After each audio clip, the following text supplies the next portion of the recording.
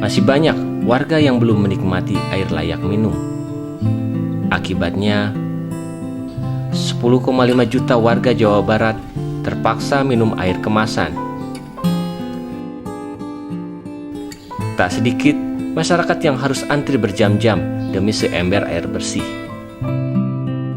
atau harus membeli air dari pedagang air dorong karena air ledeng kadang tak kunjung mengalir.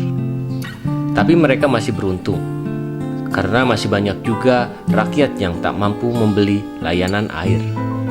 Seharusnya semua itu tidak terjadi karena rakyat punya hak untuk mendapatkan air yang bersih dalam jumlah yang cukup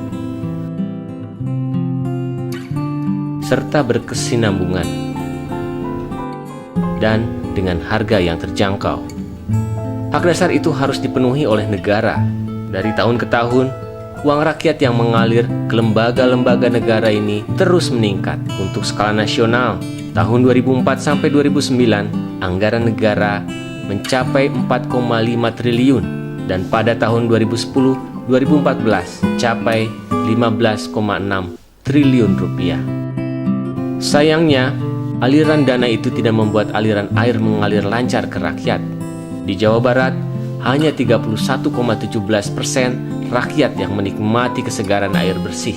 Hampir 3/4 rakyat Jawa Barat masih kehausan menanti air bersih.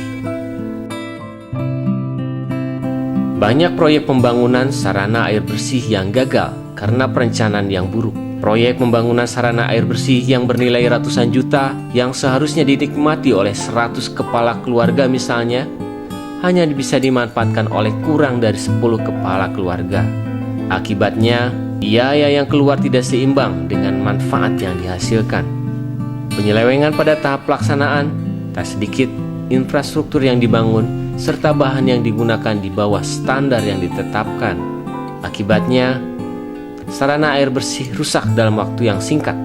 Banyak sarana air bersih yang hanya dibangun tanpa ada pemeliharaan. Akibatnya, rusak tak terurus.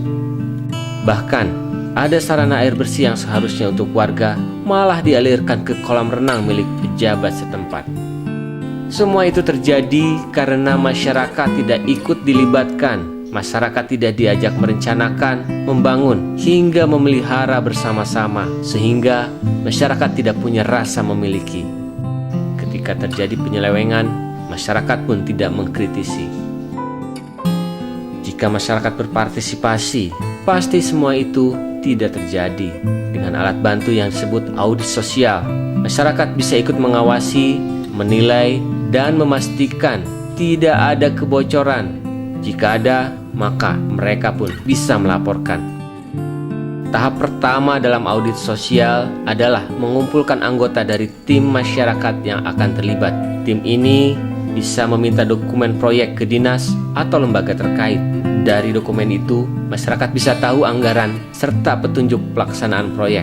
Bermodal dokumen itu, masyarakat bisa melakukan pengecekan ke lapangan, mengukur debit air, kualitas air, dan infrastruktur yang digunakan. Semua temuan dicatat dan dicocokkan dengan dokumen. Hasil temuan disampaikan pada pertemuan publik yang dihadiri masyarakat, pemerintahan setempat, serta instansi terkait. Jika ada penyelewengan, maka masyarakat bisa mendesak agar segera dilakukan perbaikan. Banyak daerah yang telah menerapkan audit sosial ini. Hasilnya cukup menggembirakan. Proyek-proyek pemerintah dijalankan lebih baik karena merasa diawasi. Masyarakat menjadi terlibat aktif karena punya rasa memiliki. Kuncinya, warga memiliki rasa keingintahuan dan sikap kritis terhadap program-program pemerintah di daerahnya. Warga memiliki kesadaran untuk mengorganisir diri. Dan yang terpenting, masyarakat harus yakin bahwa yang mereka lakukan adalah bagian dari menuntut hak